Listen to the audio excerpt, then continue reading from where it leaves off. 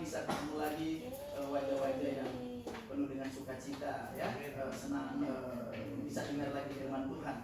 Amin ya Timi, tidak dengan terpaksa ya, tetapi benar-benar kalau dengar firman Tuhan itu senang, sukacita ya, bukan membebani dulu apalagi nih mau dimarahin apalagi nih, enggak ya. Firman Tuhan itu bisa menyentuh ke segala aspek termasuk menghibur dan menguatkan kita ya. Amin. Amin. Amin Andrew. Amin. Amin apaan? Bahwa firman Tuhan sanggup menyentuh segala aspek kebutuhan kita ya, keperluan kita, termasuk menguatkan ya. Kita yang lagi galau, yang bete abis ya, yang lagi bimbang tingkat dewa, tapi kita dapat hiburkan dengan firman Tuhan. Puji Tuhan. Baik, kita tidak terlalu lama karena akan juga segera bergabung dengan ibadah umum untuk perjamuan kudus. Dan oke, satu persatu segera merenungkan, diberi kesempatan 2-3 menit ke depan untuk memikirkan apa sih kepentingan saya dengan Kristus. Apa sih hal terpenting kalau saya tahu Tuhan Yesus itu kepentingannya buat apa? Dan apa yang saya perlu dari Yesus begitu, ya? Apalagi sebentar mau terima perjamuan kudus. Jadi jangan cuma asal terima tapi kemudian tidak ada pengertian. Apa kepentingan, apa keperluan saya dengan Yesus? Ya, masing-masing bisa memberikan jawaban dari pemikirannya sendiri ya. Bahwa apa kepentingannya ketika percaya kepada Tuhan Yesus, dia mau perlu apa? Ya, mau butuh apa? Oke, 2-3 menit ke depan masing-masing boleh memikirkan. Tidak ada jawaban sama artinya malas berpikir jadi sama aja. Saya kejar kalau bilang sama, ya, sama apanya, ya, ayatnya apa, ya. Jadi memang harus berpikir, ya, memberikan kontribusi untuk dapat memikirkan kalau bicara tentang hubungan saya dengan Yesus, yang kita mau apa sih? Sampai di sini paham? Atau ada yang mau bertanya dengan pertanyaannya? Karena banyak juga pertanyaan yang patut dipertanyakan karena membingungkan pertanyaan.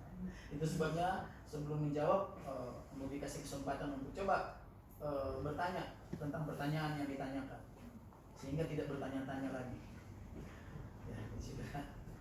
Ini kan kelas SMA ya, bukan kelas Batita atau kelas Gregor. Jadi sudah kritis dalam hal berpikir. Di Tuhan kita tidak terlalu lama 15-20 menit ke depan untuk mempersiapkan pengertian kita, landasan iman kita, supaya sebentar apalagi terima perjamuan kudus kita benar-benar dalam kondisi hati yang baik ya. Kita mengkondisikan kehidupan kita siap untuk terima perjamuan kudus. Ini bukan hanya kegiatan gereja tiap awal bulan, tetapi satu kebutuhan. Baik, sekali lagi, apa sih yang kita butuhkan ketika dengar nama Yesus, ketika dengar nama Tuhan Yesus? Kita perlu apa dengan Dia? Untuk lebih dalam kita mengenal Dia, kita perlu apa dengan Dia? Oke, diberi waktu 5-10 menit. Terlalu lama ya, 2-3 menit ke depan. Hitungan mulai 10, 9, 8, 7, 6, 5.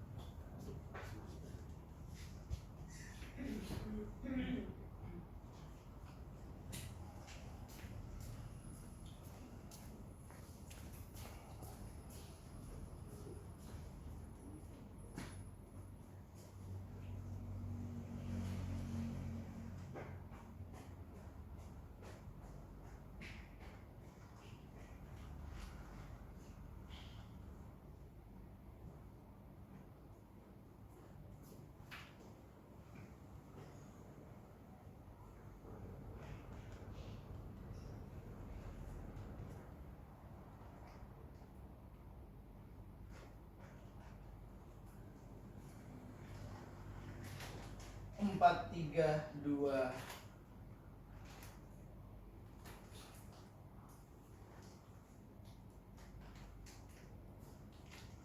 1. Selesai. Puji Tuhan ya. Mbak Rachel dan Bapak sudah buka-buka. Ya, gelang ya, sudah siap. Puji Tuhan. Oke, silakan mulai dari Ethan. Dari belakang.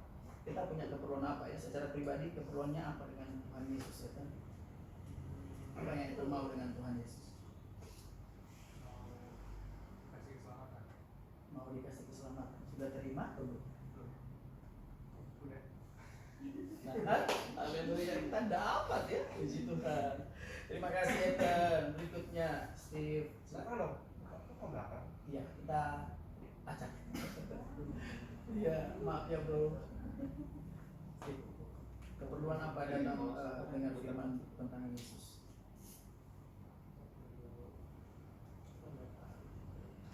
Pernyataan dari Yesus dalam banget ya. Pernyataan dari Yesus. Puji Tuhan. Thank you Steve. Berikut. Ya, silakan Mas. Untuk diberkati. Joel ya. Untuk diberkati sama Tuhan. Untuk diberkati oleh Tuhan. Baik. Berikut Andrew.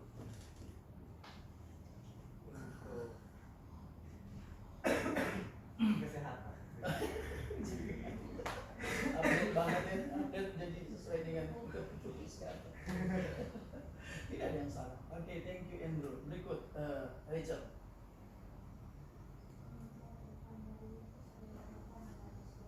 Rancangan damai sejahtera, bukan rancangan kecelakaan. Mari David. Sebenarnya aku nggak pengen yang secara gitu, tapi aku pengen yang lebih percaya sama Tuhan karena ya emang sekarang aku belum terlalu dekat yang serius banget dan banyak halangannya gitu. Ingin lebih dekat dengan Tuhan karena menyadari bahwa saat sekarang memang belum dekat dengan Tuhan. Oke, thank you. Berikut. Yang dibutuhkan adalah penyertaan dari Tuhan. Oke, berikut. Sabar ya, people dulu. Sabar Fiona ya, jangan sesama angkut jangan saling mendahului ya. People Diberikan oleh Tuhan penguatan iman. penguatan iman ya, tambahkan iman ya Tuhan ya. Puji Tuhan, thank you. Ya. Untuk mendapat bimbingan supaya bisa menjadi anak Kristus yang baik. Oke, arahan bimbingan tuntunan dari Tuhan ya. Thank you. Berikut Fiona. Minta Roh Kudus. Yang dibutuhkan dari Tuhan adalah diberikan janjinya Roh Kudus. Oke. Sorry, Budi baru. Kesia ya? Iya. Kira balik baru. Dilancarkan segala sesuatu. Oh, ya, kayak orang mau berdagang ya, mau usaha. Bukan dilancarkan tokonya. Oke, nggak salah ya, puji Tuhan. Baik, dan yang terakhir istri Michelle. Ya, Michelle. Diberikan sukacita dan damai sejahtera Kristus yang melampaui segala akal. Puji Tuhan.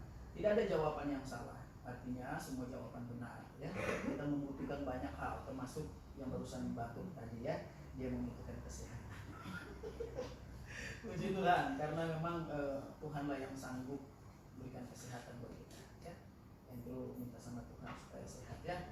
Baik, kita lihat versi atau menurut pandangan Rasul Paulus ketika dia menyampaikan tentang kebutuhan dasar, kebutuhan utama dari orang-orang percaya karena belajar dari pengalaman Rasul Paulus. Ini bukan katanya kata orang, tetapi Paulus kemudian dia menyampaikan tentang praktek dirinya, tentang kebutuhan dirinya, kemudian diajarkan. Sampai sini paham ya? Jadi kita bisa mengajarkan orang karena kita mengalaminya. Kita bisa menyampaikan kepada seseorang, kamu nggak tahu cara bikin layangan, sini, kamu harus begini cari bambu. Ku tahu sebab ku alami. Begitu ya. Jadi kita nggak ngomong doang, tetapi kita mengalaminya. Demikian dengan Rasul Paulus, ketika dia mau sampaikan tentang apa kebutuhan dasar hubungan dia pribadi dengan Yesus, karena dia sudah mengalaminya, ya. Dia sudah mengalaminya, dia sudah melewatinya, dia sudah merasakannya, ya. Dia sudah apa lagi? Ayo sinonim dari mengalami, merasakan, menikmati, melalui, Melewati. barusan melewati, menjalani, mendapatkan. Hello, mengalami, mendapatkan, menjalani, melalui, apa tadi? Menjiwai, ya benar. Menjiwai itu kan sesuatu yang inner ya, yang di dalam, inner beauty ya, jiwa yang sehat, kecantikan dari dalam. Oke, apa lagi? Sudah menjiwai, apa lagi? Mendalami. Mendalami, mengikuti, Ayo, apa lagi? Sinonim. Mengarungi. Wah, itu pengalaman luar biasa seperti mengarungi laut laut India. Oke, Samudra Atlantis. Iya, apa lagi? Melintasi. Melintasi. Oh, keren itu ya. Apa lagi? Oke, sudah cukup ya. Baik, jadi semua yang barusan disampaikan tadi itu semua baik adanya ya. Itu merupakan praktek nyata yang dinikmati ya oleh Rasul Paulus. Puji Tuhan. Apa sih yang kemudian diajarkan? Dia sudah melalui, menikmati, mengarungi, melintasi, yang kemudian diajarkan kepada kita ya melalui suratnya kepada jemaat di Filipi. Filipi pasal 3 ayat 10. Sama-sama baca ya. Oke. Yang tidak bawa Alkitab, perlu disuruh berdiri supaya dia baca. Bawa Alkitab semua. Oke. Filipi pasal 3 ayat 10. Yoel, ada. Yoel lain kali datang sekolah minggu. Ibadah Alkitab ya. Di handphone. Sama-sama ya. Sama-sama baca perlahan saja dengan baik ya, dengan suara yang jelas. Karena bisa ketangkap dari sini yang tidak sungguh-sungguh baca, dia disuruh hafal ayat ini. Filipi pasal 3 ayat 10. 1, 2, 3. Yang ku kehendaki ialah mengenal Dia dan kuasa kebangkitannya dan persekutuannya dalam penderitaannya, di mana aku menjadi serupa dengan Dia dalam kematiannya. Sekali lagi sama-sama. 1, 2, 3. Yang ku kehendaki ialah mengenal Dia. Stop. Yang kita kehendaki melalui pesan kuat dan jelas, tegas Rasul Paulus ajarkan kepada jemaat di Filipi, juga buat kita semua pada pagi hari ini, tentang pengenalan akan Tuhan ya. Jadi kebutuhan dasar dari orang percaya, dari anak-anak remaja yang mulai rasa risih tuh kalau jalan kemana-mana gandengan sama orang tua ya, karena nggak enak nanti si dia lihat anak mami. Kadang begitu ya. Aku tahu sebab ku alami. Saya juga pernah remaja ya. Kalau udah kelas SMA, dari si jalan bareng ke mall atau kemana sama orang tua, nanti dibilang, "Wis, jalan bareng anak mami ya." Apalagi digendong-gendong kepalanya di bawah ketek ya. Jadi, wah dia udah nggak nyaman karena udah mulai merasa bahwa kehidupannya dia sudah lebih mandiri ya. Nah kemudian tanggung jawab orang yang sudah merasa lebih mandiri, yang lebih berpengertian, yang sudah bukan kekanak-kanakan secara fisik, adalah tingkat pengertian yang lebih baik. Nah, Rasul Paulus ajarkan kepada kita untuk yang pertama melalui Filipi pasal 3 ayat 10, yang pertama kenal Dia. Di sini punya pengertian bahwa mengenal siapa? Rasul Paulus arahkan jemaat Filipi, termasuk kita pada pagi hari ini, sekolah minggu kelas besar 1 dan 2 SMA ya. Itu yang harus kita pahami, yang harus menjadi dasar keperluan kebutuhan kita dengan Kristus adalah mengenal Dia. Mengenal siapa? Mengenal siapa? Ya jelas ya. Dia yang dimaksudkan di sini Rasul Paulus adalah Tuhan Yesus Kristus. Nah sekarang pertanyaannya, kalian tidak pernah nonton ya kuis-kuis yang suka begitu ya. Jadi itu pertanyaannya. Dalam hal mengenal Dia, faktor penunjang, tiang penopang, atau syarat apa yang harus kita dapatkan untuk kita kenal Dia? Bagian-bagian mana sajakah yang harus kita perlu dalam hal mengenal Yesus? Paulus sudah dengan tegas dan jelas mengatakan ada beberapa hal. Yang pertama, di dalam mengenal Kristus, kita harus mengenal kuasa kebangkitan. Sejauh mana Yoel mengenal kuasa kebangkitan Kristus? Apa yang dimaksud dengan kuasa kebangkitan Kristus menurut Yoel?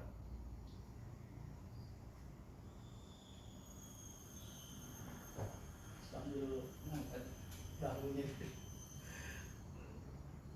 Oke, Yoel mikirkan dulu ya.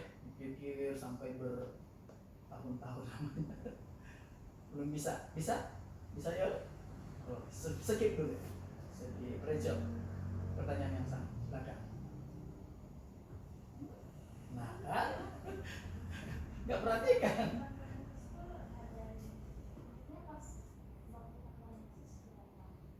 Ya, jadi apa yang sedang Rasul Paulus sampaikan tentang kalau mau kenal Yesus, ya kan ada kata dan, ya mengenal Yesus dan itu sebenarnya ada dua hal yang terpisahkan dengan kata penghubung dan. Tetapi mengenal Yesus itu ditunjang, ya persyaratannya harus pahami juga kuasa kebangkitannya. Ya. Mengenal pribadi Yesus oke, dalam Matius pasal 7 ayat 23 dan seterusnya tentang orang yang kenal Yesus yang disebut ginosko adalah mereka yang melakukan firman, ya seperti minggu lalu ya untuk disampaikan di firman Tuhan pada praise and worship. Nah, mengenal itu artinya melakukan firman, dekat dengan Tuhan. Nah, sekarang bagian yang Rasul Paulus maksudkan kepada jemaat di Filipi adalah kenal kuasa kebangkitannya, Rachel. Ya, apa tuh kuasa kebangkitan?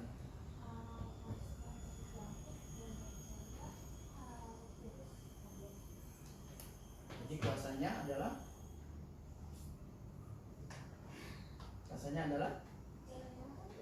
diberikannya Roh Kudus. Oke. Berikut Keisha. Apa yang Keisha pahami tentang kuasa kebangkitan Kristus?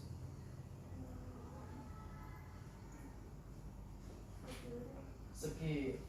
Yoel sudah bisa? Masih skip lagi? David, kuasa kebangkitan Kristus. Penyertaan.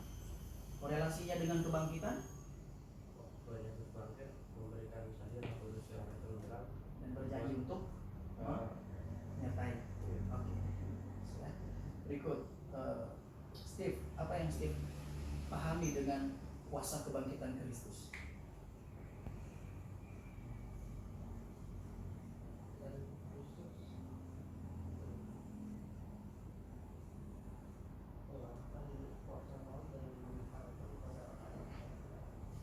Amin. Jadi poinnya ada di Steve ya, bahwa kuasa kebangkitan Kristus itu mengalahkan kuasa maut ya. Dosa kutuk turunan yang dari Adam dan Hawa tentang kematian kekal itu terpatahkan ya, terpatahkan oleh karena kematian dan kebangkitan Kristus. Dan banyak orang yang kemudian pahami sampai di titik di mana Yesus mati dan tidak percaya pada kebangkitan. Mari upgrade lagi kapasitas rohani kita dengan menambahkan lagi seperti doa dari siapa tadi? Tuhan, tambahkan imanku. Favor. Ya. Harapan bisa mengenal Kristus adalah supaya juga Tuhan tambahkan iman. Minta ya, minta. Murid-murid Yesus berkata ketika Yesus tegur mereka, kamu gak punya iman. Padahal mereka sudah lihat mujizat Tuhan. Tuhan ngomong jadi. Tapi mereka satu waktu berdoa, orang yang sedang kerasukan itu nggak sembuh-sembuh. Tuhan bilang lemah, kurang iman. Sampai murid-murid bilang, Tuhan tambahkan iman. Jadi benar ya, setiap jawaban yang sudah disampaikan tadi sudah benar, nggak ada yang salah. Tapi kemudian entry point-nya adalah di Steve tadi, bahwa kuasa maut, kuasa kegelapan, ya, kuasa kematian kekal itu terpatahkan. Ya. Nanti balik lagi. Ya, oleh karena kuasa kematian dan kebangkitan Kristus.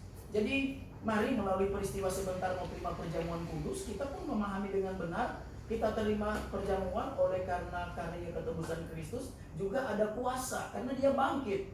Amin. Kita percaya kepada Yesus yang bukan saja hanya mati, yang hanya menyerahkan perkataan Yesus yang terakhir, ya Bapa ke dalam tanganmu kuserahkan nyawaku. Ya.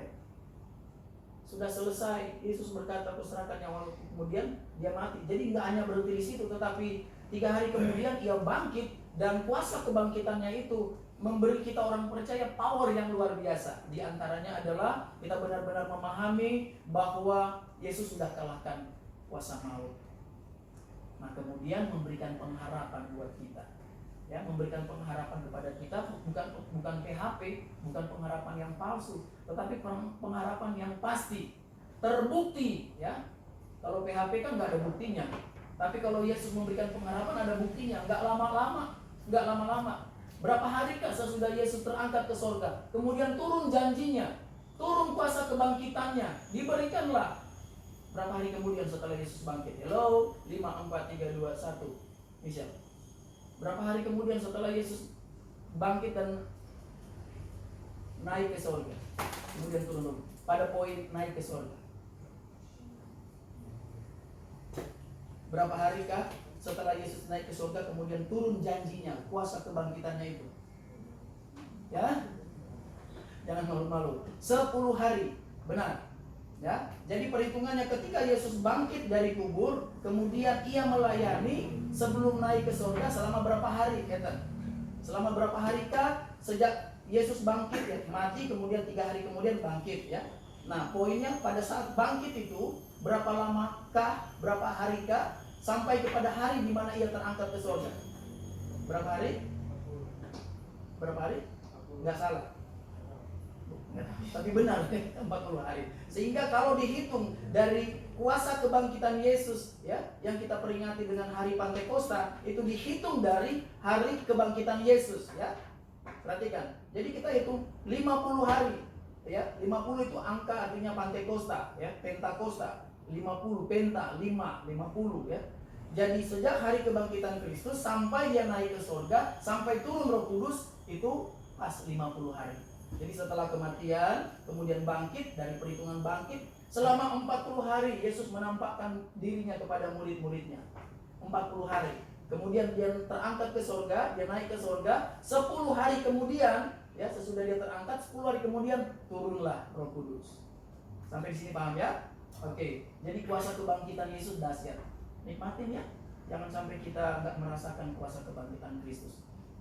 Buktinya adalah diantaranya apa yang sudah disampaikan oleh Steve tadi, yaitu mengalahkan kuasa maut, memberikan pengharapan. Juga beberapa di antara kalian menyampaikan tentang kuasanya, diberikan kuasanya, diberikanlah dunamis, yaitu kuasa Roh Kudus. Oke. Kemudian yang kedua, selain mengenal kuasa kebangkitannya, juga penderitaannya. Kalau sudah bicara tentang kematian Kristus, ya kita orang Kristen coba dengan jujur jawab ya, mau nggak menderita? Hidup nggak mau. Jawab jujur, ya kan? Mau nggak mau? Dia lagi batuk menderita. Andrew, nggak mau. David nggak mau. Sedih sekali. Ini jawaban jujur tapi tidak sesuai dengan harapan. Semua nggak mau menderita. Babel mau menderita? Jawab jujur. Harus mau. Sekalipun kata hatinya secara manusia. Babel mah dari dulu begitu.